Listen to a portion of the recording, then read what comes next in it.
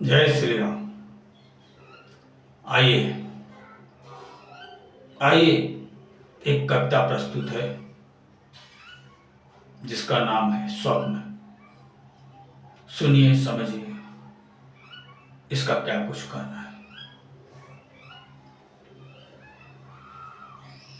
सपनों के सफर हर एक जीवन, सो मोहन सा में देख रहे। सपनों के सफर हर एक जीवन, सो मोहन सा में देख रहे। सतगति दुर्गति के अनुयायी, कर्मों का लिख लेख रहे। सपनों की सफर हर एक जीवन, सो मोहन सा में देख रहे। जागृत स्वप्न सुप्त तीनोपन, जागृत स्वप्न सुप्त तीनोपन, विविध स्वप्न जन खोए हैं। जागृत पन में जो पहुँचे वो, जाग कभी ना सोए हैं। तुर्यावस्था गह समाधियो, सुरति भेज परदेश रहे। स्वप्नों के सह सफर हर एक जीवन, सो मोहन सा में देख रहे। चित्त वृत्ति जिसकी जैसी वह, चित्त वृत्ति जिसकी जैसी वह, उसी भाव में खेल रहा।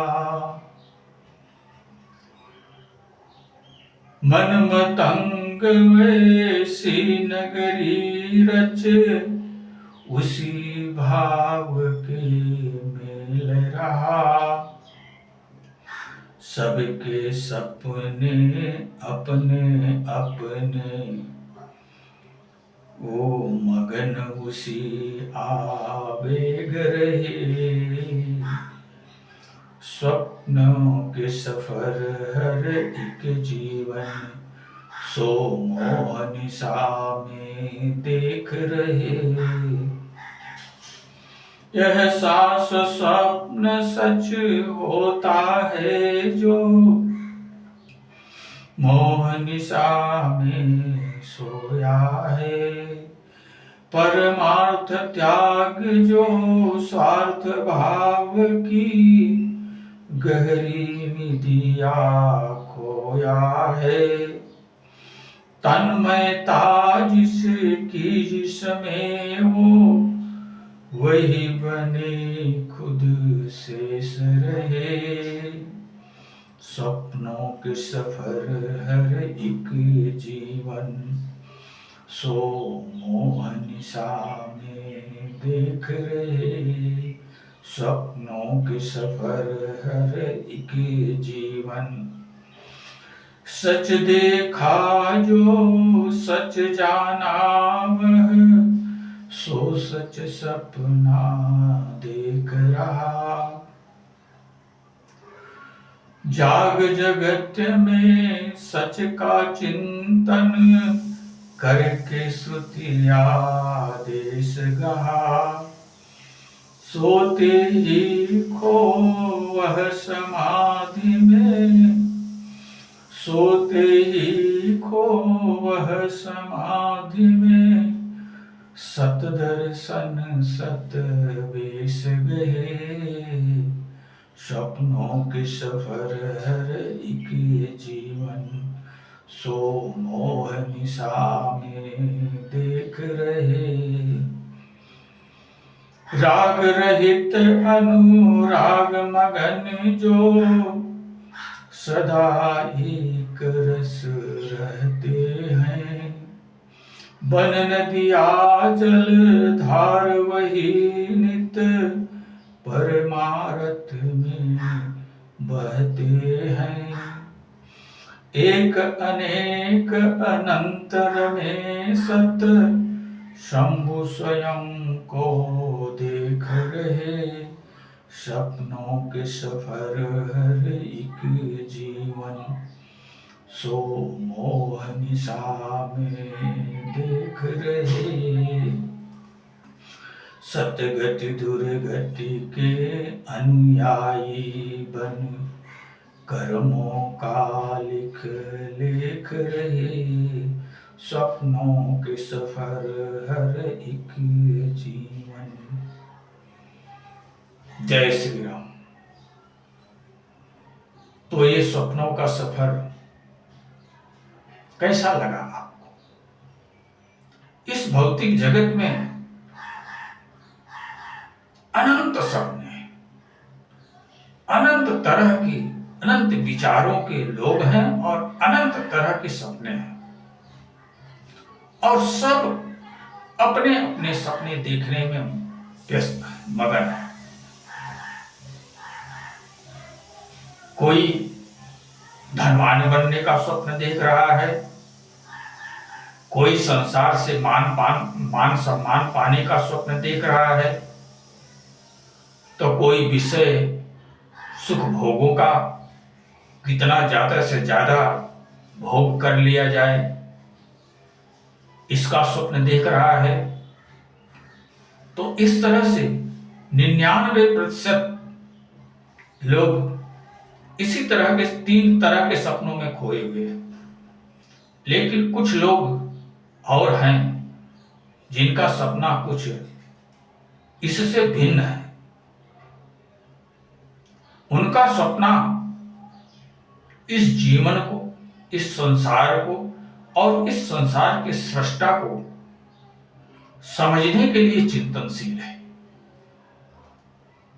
उस सपने को देख रहे हैं और संसार को, समाज को छोड़ करके जंगलों में भाग गए हैं। वहां कुटिया बना करके किसी तरह जीविकोपार्जन कर रहे हैं और उस परम सत्य को खोजने का प्रयास कर रहे हैं। लेकिन हमारा यही कहना है कि कहीं जंगलों में भागकर जाने की आवश्यकता नहीं है, किसी तरह का दुख दर्द सहने की आवश्यकता नहीं है। अगर दुख दर्द सहने का इतना ही शौक है तो संसार में रहते हुए, जीविकोपार्जन करते हुए, अपने परिवार की समस्याओं का वहन करते हुए, उसका निदान करते हुए, परमार्थ में रत रह करके, आत्मचिंतन मनन करके, अपनी विकृति को मिटा करके, सतपथ का अनुगामी बन करके अपने जीवन का क्रमशः विकास करना संभव है। कहीं जंगल में जाने की आवश्यकता नहीं है। संसार के सुखों दुखों को भोगते हुए जो व्यक्ति गृहस्थ योगी जो होता है वो परिपक्व गृहस्थ योगी होता है और उसे सर्वश्रेष्ठ बताया गया है। उसके जैसा सिद्ध योगी अन्य नहीं बन पाते। क्यों नहीं बन पाते? क्योंकि लोग भागने के लिए तो जंगलों में भाग जाते हैं, संसार को, समाज को छोड़ करके जंगलों में भाग तो जाते हैं, लेकिन जब वो जंगल में पहुंच जाते हैं तो वो संसार का सपना देखने लगते हैं।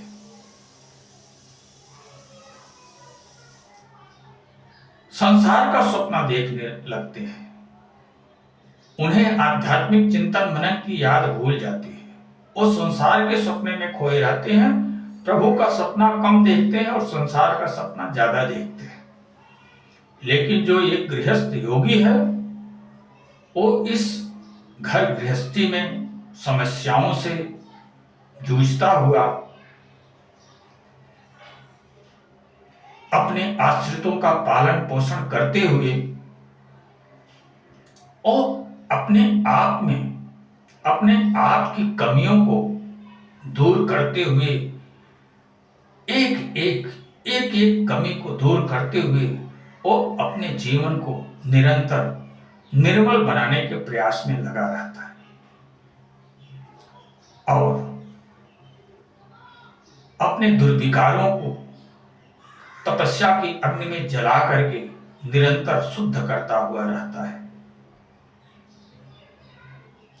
और अपनी तपस्या के बल से वो एक दिन निर्मलता को प्राप्त कर लेता है और आध्यात्मिक ज्ञान के अनुशीलन में रत हो जाता है और चलते चलते वो अपनी मंजिल को भी पा लेता है